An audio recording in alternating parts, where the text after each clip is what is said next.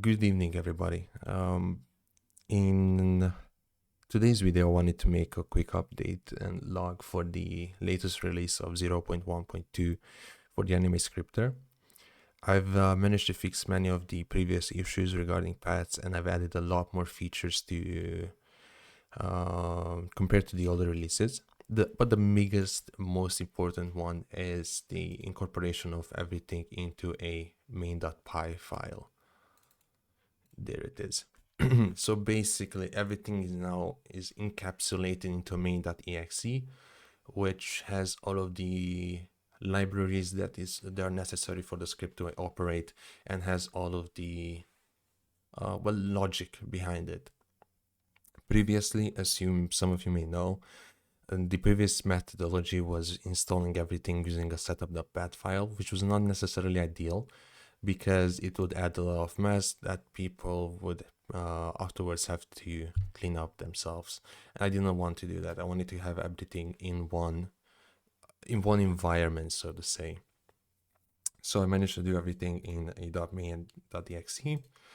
I will also add a video on how to, it's a tutorial, small tutorial video on how to get it running on your system.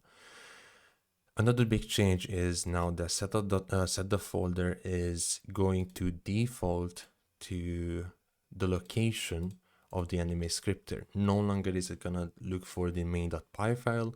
It's going to look for the anime scripter 0.12. In this scenario, maybe in 0.13 is gonna be a different file name, but this should be good. One of the bugs that I have not been managed to fix just yet is in case if you ever add to the path to the main.exe if you add dots. So basically something like 0.1.2 for instance, it will bug out. I believe this is due to how I manage the suffixes for the temporary files. That may pose an issue, but I'm not exactly sure just yet how to fix that. So just in case, if you ever want to modify, manipulate the files, preferably do not add dots or any form of like asterisks or whatnot. I mean, asterisks should work, but dots in general should not be added. That's something that I'm going to fix in the future, basically, in the future release of the script. Another big improvement on the script compared to the 0.1 release is the addition of AMD. Basically, previously, whenever an AMD user or a user with an AMD GPU wanted to use the script, the script would default to CPU, so you would have a CPU fallback for everything that is upscaling. Now, GPU users, or rather Intel iGPU and AMD GPU users, can utilize AMD. They utilize a new, relatively new, but a better library called NCNN. Which is a really, really good library for optimizing basically any DirectX or Vulkan library. That's besides the point. Just to simplify it, if you have an AMD GPU, you would probably have to use this. If you have an NVIDIA GPU, you can utilize any of these models with ease. You can also use it on CPU, any of these models, but do expect lower performance if it isn't cooking AMD. Another big improvement is the dynamic downloading of everything and more debugging. You will see that when you install FFmpeg, it will now prompt you to let you know what's happening in the background, what files it's creating. As a showcase, let's delete down the FFmpeg. And let's do a quick run with, oh yeah, the Super Ultra Compact model is also a new model that I've added. It's about 25% faster than the compact model, Ultra Compact model. And it's nearly as good, though I would say in certain areas it's lacking, depending on your system. Thank you very much. Oh yeah, just so that I don't forget, if you have seen the 0.1 release, I was really proud of the fact that I lowered the total amount of processes from 4 to 3. What I mean by that, previously, at least in the 0.1 release, you had to decode and encode the trimmed input. That would later be pushed toward the duplication.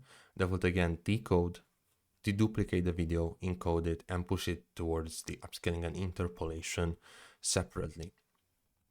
This meant that you had to process the video or read over the video in total of 3 times. I'm really happy to announce I've managed a way in which I can now, or you can now, process the video in a maximum of 2 steps.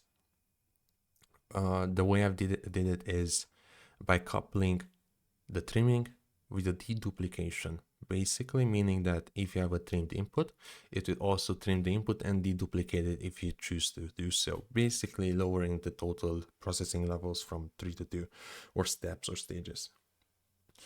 Yeah, let's do a small showcase of Super Ultra Compact.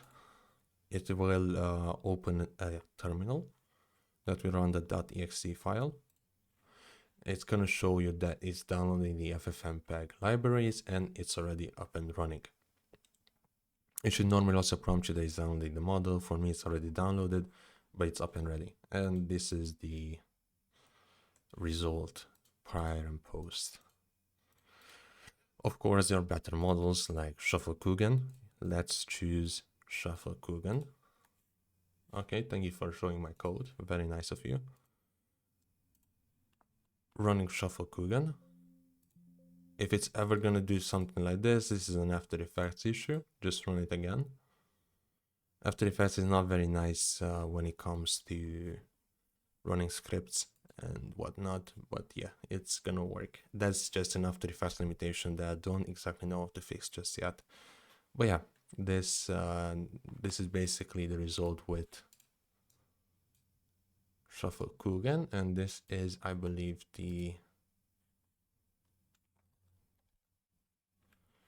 and this is the Super Ultra Compact. I was missing the word. Which one is better? It's up to you. I believe Shuffle Coogan is a lot more superior in terms of contrast and whatnot, but it's down to you to utilize which one works better for you.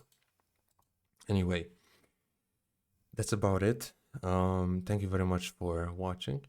If you want to know how to install it and how to get it working on your system, feel free to join our Discord server. I will also post a link towards the GitHub page in the description. If you need any help, assistance, feel free to join the Discord server and contacting me if you have run into any issues. Have a wonderful evening. Talk to you later, guys.